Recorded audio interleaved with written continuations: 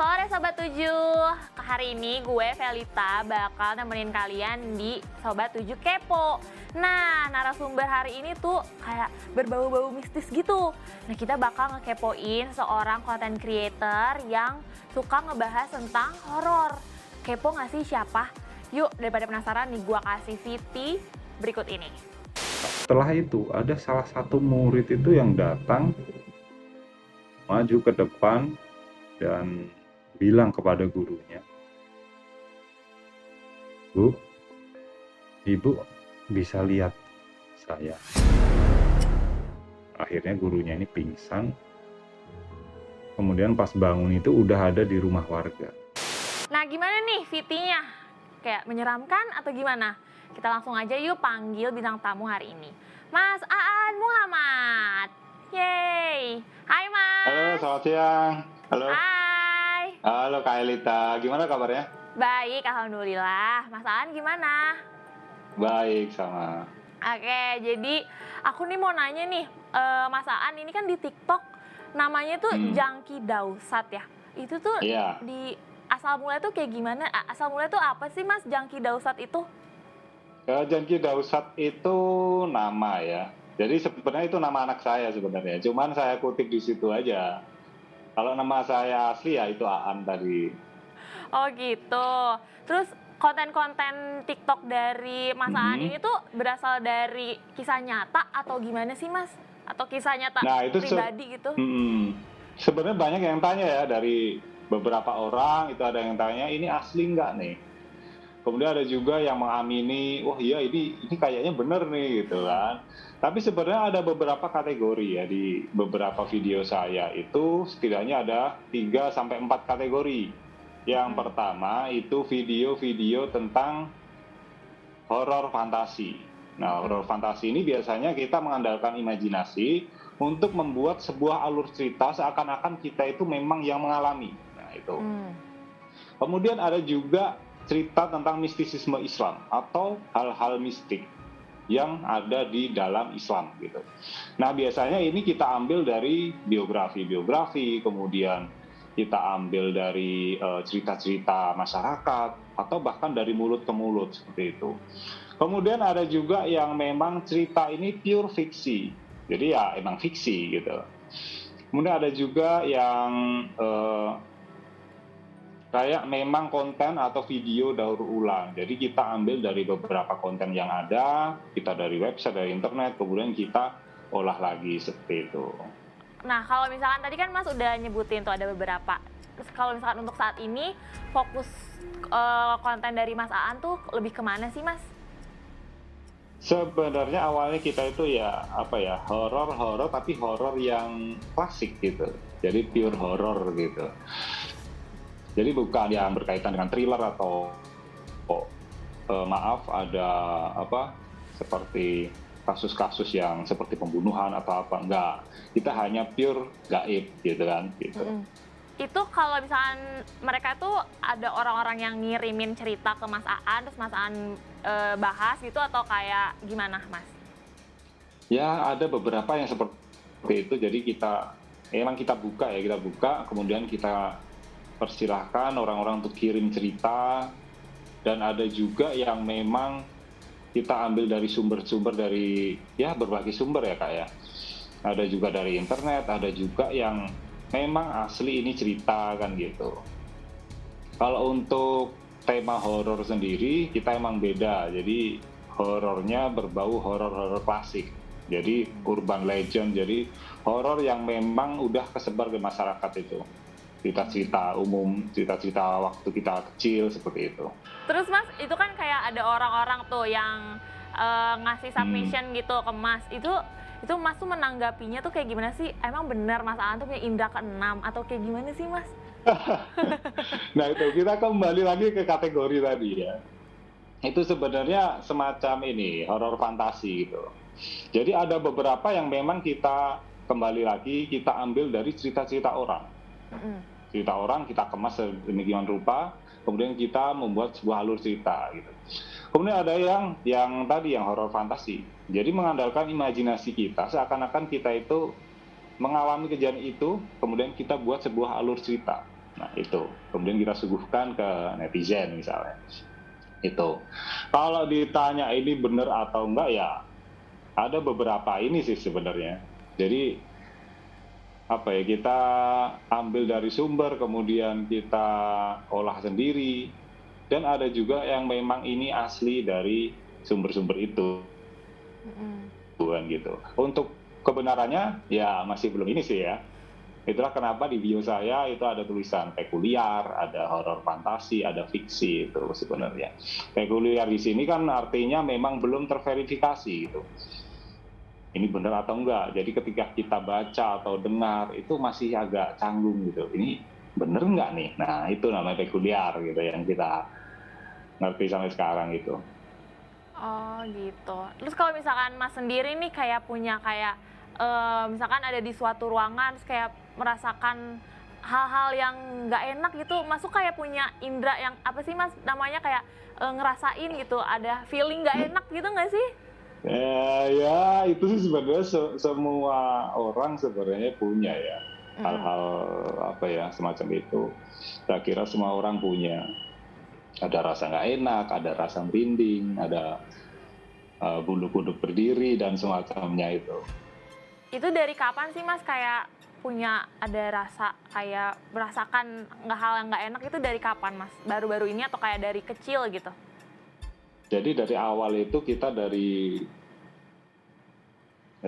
SMP atau keluar SD itu sebenarnya kita sudah emang akrab sama lingkungan-lingkungan semacam itu ya. Jadi kan kita dulu kan tinggal di asrama, di yayasan semacam itu. Sering menemui hal-hal ya yang agak aneh-aneh kayak gitu. Nah itu sebenarnya saya flashback sih sebenarnya, flashback seperti zaman dulu gitu. Kita ceritakan, kita share gitu. Kebetulan dulu kan memang di yayasan, jadi tinggalnya itu ya bareng-bareng orang banyak gitu loh. Pasti menemui hal-hal yang agak di luar nalar seperti itu. Oh gitu, berarti kayak udah biasa gitu ya Mas ya? Oh gitu. Terus Mas aku pengen nanya juga nih, aku tuh suka dengar gitu isu-isu kalau misalkan restoran, tempat makan atau tempat minum yang laku banget itu tuh biasanya katanya ya, aku nggak tahu beneran gimana, itu tuh pakai penglaris dan itu emang kelihatan gitu Mas, misalkan ada tuyul atau kayak ada tikus gitu Mas, itu tuh kelihatan ya Mas kalau misalkan mereka tuh semua pakai penglaris. Jadi sebenarnya kita udah sering lihat ya di video-video yang kesebar ini, itu kan sudah banyak yang bersaksi kan gitu, bersaksi bahwa ini melihat ini dia datang ke sini melihat penampakan ini. Ya sebenarnya kalau biasanya kalau orang yang memang menekuni hal-hal semacam itu ya pasti kalau ditanya pasti dia jawab iya memang ada dan semacam itu. Tapi kan sekarang kembali lagi ke orangnya kan yang menerima informasi itu, dia bakal mengiyakan atau enggak itu. Ah gitu, soalnya kan konten Mas Aan juga di TikTok ada ya yang kayak gitu ya Mas ya, ngebahas tentang hal tersebut gitu. Terus menurut Mas Aan nih, aku pengen nanya juga, apa sih ciri-ciri tempat makan yang pakai kayak pesugihan gitu Mas? Ada nggak sih ciri-ciri yang bisa dilihat secara kelihatan gitu? Ya sebenarnya kalau kita cari semacam itu sebenarnya ada sih. Jadi beberapa kali saya juga pernah baca, pernah dengar dari orang. Itu setidaknya ciri-cirinya itu biasanya makanan itu. Ketika kita bawa pulang itu rasanya gitu. Kalau untuk yang memakai pesugihan atau penglarisan misalnya. Ada juga yang kalau kita datang ke situ, itu kadang kalau kita punya istilahnya punya bekengan, punya apa gitu, kita bakal muntah atau semacamnya kan gitu. Atau kita menemui hal-hal yang aneh seperti banyak lalat atau banyak ini yang tidak masuk akal semacam itu. Ya itu sebagian dari yang kita dengar. Oh gitu ya, serem ya Mas ya? Takut. Oh gitu. Terus Mas juga di kontennya Mas Aan juga kan suka bahas tentang orang yang pakai susuk. Nah, ciri-ciri Ya. orang yang pakai susuk itu tuh apa, Mas? Ciri-ciri pakai susu sebenarnya kalau kita lihat dari mata kepala ini ya nggak kelihatan sih sebenarnya Mm. bagi orang-orang tertentu. Kadang orang kan pakai susuk seperti di di bibir semacam itu. Itu bagi orang-orang awam atau itu nggak bakal kelihatan, Kak. Tapi kalau kita amatin sebenarnya, itu agak aneh gitu. Nah biasanya orang teliti atau enggak itu kan kita nggak tahu ya. Tapi biasanya kelihatan gitu. Dan mereka memiliki pantangan seperti makan yang pakai sunduk sate, tusuk sate, itu nggak boleh. Gitu. Atau pisang emas gitu kan, itu bisa untuk melunturkan susuk biasanya atau daun kelor gitu. Ya biasanya orang-orang pakai susuk itu menjauhin itu semua gitu. Oh gitu, iya aku tuh pernah dengernya yang ini Mas, yang tusuk sate katanya nggak boleh langsung dimakan gitu kan. Oh, terus kira-kira itu tuh banyak nggak sih Mas sekarang yang pakai susuk? Wah kalau sekarang ya nggak tahu ya, soalnya kita juga jarang ngamatin hal semacam itu. Kalau dengar-dengar dari teman-teman sih, ya masih ada sebenarnya orang yang pakai susuk untuk kerja, untuk ini, untuk biasanya kalau jadi jadi kuli atau semacamnya, itu biasanya dia pakai susuk di lengan ini. Jadi biar ngangkat apa-apa kuat gitu. Itu kata teman-teman kita ya satu ini. Kemudian ada juga yang biasanya yang kita dengar dari orang-orang juga, biasanya ada tokoh yang pakai kayak gitu. Pakai susuknya itu di tangan sini. Jadi biar kalau dia dada gini, banyak yang ngikutin dia gitu, macam-macam. Oh. Baru tahu tuh aku Mas yang dari tangan. Oh gitu. Terus Iya. Terus Mas Aan aku juga pengen nanya nih. Mas Aan tuh emang mendalami tentang spiritualisme atau kayak ya udah sekedar tahu aja atau gimana sih Mas? Boleh tolong diceritain? Enggak, sebenarnya kebetulan kita lingkungannya memang erat dengan hal-hal semacam itu, tapi ya sebenarnya kita pure storyteller gitu ya. Tapi kita memang dekat sama orang-orang semacam itu, jadi kita bisa bisa menceritakan dengan jelas dan sebagainya gitu. Jadi kita tahu seluk-beluknya kayak gimana, orang ini tuh sebenarnya dia tahu atau enggak, apa yang dia lakukan gitu. Tapi kalau saya sendiri enggak. Oh, kayak ya udah sekedar tahu aja gitu kayak Mas ya? Iya, cukup tahu aja kan gitu. Oh gitu, oke. Terus Mas, aku tuh juga sering dengar juga fenomena tentang kesurupan atau ketempelan. Nah itu tuh kayak kenapa sih seseorang tuh bisa kesurupan atau ketempelan gitu Mas? Ya sebenarnya kalau kita ini sekarang ya, kalau kita lihat ya fenomena sekarang, ada yang mengatakan itu histeria atau semacamnya. Tapi bagi orang-orang yang ngamatin hal-hal semacam itu ya, itu memang kesurupan. Artinya dia kemasukan sesuatu atau energi yang lain kan gitu. Kemasukan makhluk halus atau kemasukan jin atau semacamnya. Tapi memang sebenarnya beda ya antara histeria dan kerasukan atau kesurupan itu sendiri beda banget. Jadi kalau histeria itu dia semacam ini ya. Jadi ada kelainan-kelainan yang tampak memang kelainan psikologis kan gitu kan. Tapi kalau kesurupan itu biasanya lebih ke mistik gitu. Jadi kita lihat itu juga beda kok gitu kan. Sebenarnya kita pernah melihat orang histeria dan kesurupan asli itu beda. Dan tingkah lakunya juga beda. Dari mulai kalau orang histeria itu kan biasa ya agak gila kan gitu, agak stres gitu. Tapi kalau orang kesurupan itu biasanya melakukan hal-hal yang di luar nalar. Entah dia manjat-manjat atau apa gitu. Yang biasanya tidak bisa dilakukan oleh orang yang nggak kesurupan. Oh gitu. Terus Mas kalau histeria itu contohnya tuh kayak gimana Mas? Aku baru denger histeria tuh apa Mas? Histeria itu kan ya apa ya, satu orang kemudian memantik orang lain untuk melakukan hal-hal aneh. Ya. Biasanya satu orang berteriak-teriak, kemudian yang lain ikut-ikutan, histeria massal, semacam itu. Nah, itu kadang kita sebut sebagai ini kesurupan semua, padahal kan enggak, gitu kan. Itu cuma histeria aja kan. Oh gitu Mas, aku baru tahu Mas, thank you banget nih infonya. Terus kalau misalkan kayak gitu ada nggak sih cara mencegahnya? Atau misalkan ya udah nggak usah ke situ, tapi kan kita harus ke sana gitu. Gimana sih Mas cara mencegahnya kira-kira? Ada nggak Ya sih? kalau untuk mencegah itu sebenarnya ya sebenarnya keyakinan diri aja ya. Kita anggap bahwa ini tuh nggak apa ya istilahnya nggak bakal ganggu atau apa. Kita baca doa-doa atau kita baca mengalihkan perhatian ke yang hal-hal yang lain kan gitu kan. Kadang kita itu kan kosong, kemudian kita kemasukan gitu kan. Tapi bagi orang yang nggak percaya kan nggak nganggap ini ya fenomena psikologis kan gitu kan. Ya itu bisa ditangani dengan hal yang lain. Tapi kalau orang-orang yang percaya biasanya pakainya doa-doa gitu. Doa biar nggak kena, biar nggak kesambet semacam itu.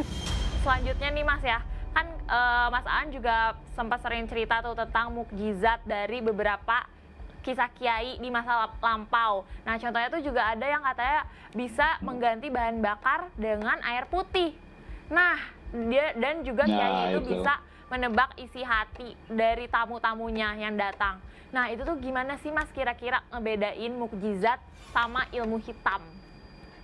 Oh, ya sebenarnya ini bagian dari kategori mistisisme Islam ya. Jadi mistik-mistik yang ada di agama Islam gitu. Itu biasanya cerita-cerita tersebut memang beredar di satu kalangan kan gitu. Satu kalangan tentang cerita ini ada sumbernya juga. Kalau kita tanya sumbernya, pasti nanti ada sumbernya lagi kan gitu kan. Nah soal keaslian ini sebenarnya perlu kita telusuri sih gitu kan. Tapi itu biasanya dipercaya oleh masyarakat Islam tradisional yang mengatakan itu bagian dari karomah atau pertolongan Allah kepada hambanya yang beriman dan semacam itu. Untuk kebenaran itu ya kita kembalikan lagi ke diri kita ya, kita mau percaya atau enggak kan gitu. Kira-kira Mas Aan nih takut nggak sih sama hal yang berbau mistis kayak atau enggak ya udahlah hadapi aja atau kayak takut gitu? Ya enggak, selama ini enggak ya, kita enggak takut ya, biasa aja gitu. Kayak ya udah gitu ya Mas ya, kayak semuanya iya, ya udah aja kan gitu. Oh gitu. Terus Mas aku juga mau nanya juga, kan katanya nih ya bulan Ramadan setan semua di kerangkeng. Itu emang bener Mas, bulan Ramadan setan-setan ada di kerangkeng? Jadi sebenarnya setan itu cuma ini ya, apa ya istilahnya kayak frasa yang mengatakan bahwa setan itu ya setan di hawa nafsu kita kan gitu, bukan yang hantu atau jin itu kan bukan. Setan dalam arti hawa nafsu kita. Hawa nafsu kita kan dikekang dari mulai makan, kemudian kebutuhan biologis itu kan dikekang semua kan. Ya itu maksudnya setan itu aja sebenarnya gampangnya. Oh gitu. Terus oh iya Mas, aku juga mau nanya lagi, kalau misalkan nih aku juga dengar-dengar isu katanya kalau di tol Cipularang itu tuh emang banyak ya Mas ya kayak hantunya, katanya hantunya tuh suka ngelewat gitu. Itu Mas pernah dapat cerita gitu nggak sih Mas?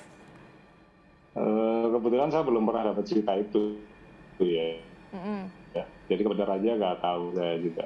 Tapi beberapa tempat memang sering ya ada cerita-cerita kayak gitu, seperti cerita tentang tol yang ada di Alas Roban kan gitu, kan ada juga semacam itu. Tapi untuk satu tempat tertentu kita emang belum tahu. Oke Mas, sayang banget nih kita udah menuju di penghujung acara. Nah sebelum itu aku pengen punya pertanyaan terakhir buat Mas Aan. Ada nggak sih tips dari Mas Aan gimana sih biar orang yang kayak kan ada ya Mas yang penakut kayak tempat gelap gitu, gimana sih biar kayak dia tuh nggak takut sama tempat gelap gitu Mas? Ada nggak sih tips and triknya gitu? Sebenarnya nggak ada tips tertentu ya, yang penting kita yakin aja bahwa itu ya nggak ada apa-apa kan gitu kan. Secara ini kan kita sebenarnya nggak melihat apa-apa, kadang itu perasaan kita aja kan. Ya itu aja sebenarnya sih. nggak ada tips-tips tertentu atau apa. Ya mungkin baca-baca doa bagi yang yakin kan gitu aja. Udah itu aja. Oke deh Mas Aan, terima kasih banyak Iya. ya untuk Iya, sama-sama. udah menyempatkan hadir di Sobat 7 Kepo hari ini. Jangan lupa ya Mas, tetap stay safe, pokoknya selalu protokol kesehatan dijaga. Semangat juga ya Mas puasanya. Iya. Terima kasih udah main-main Iya. di Sobat 7 Kepo. Bye Mas Iya, Aan. sama-sama. Thank you buat Sobat 7 yang udah nontonin episode Sobat 7 Kepo hari ini. Jangan lupa kita masih punya episode-episode Sobat 7 Kepo yang lainnya yang bakal seru banget. Pokoknya stay tune terus di Sobat 7 Kepo. Bye, Velita signing out. Bye. Terima kasih sudah menonton Sobat 7 Kepo. Sampai jumpa di episode selanjutnya.